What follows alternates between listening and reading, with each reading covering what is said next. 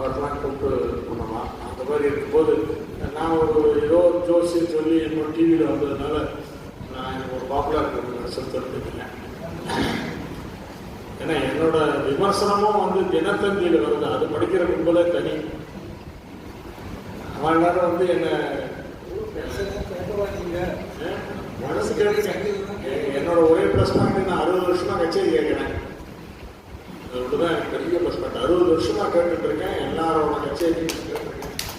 இன்னைக்கு நான் எழுதுகிற எழுத்துக்கள் வந்து கர்நாடிக் மியூசிக் ஃபீல்டை தாண்டி பாலிடிக்ஸு சினி ஃபீல்டுலலாம் இருக்கிற விஐபிஸ்லாம் வந்து அந்த தினத்தந்தியில் விமர்சனத்தை படிச்சுட்டு நிறைய பேர் எனக்கு ஃபோன் பண்ணி, என்ன சார் இப்போ ஒரு பொண்ணு ரொம்பலாம் பாடுறான்னு எழுதிங்களே, இதெல்லாம் அவ்வளோ பிரமாதமாக இருக்காங்கன்னா என்கிட்ட கேட்குறேன்.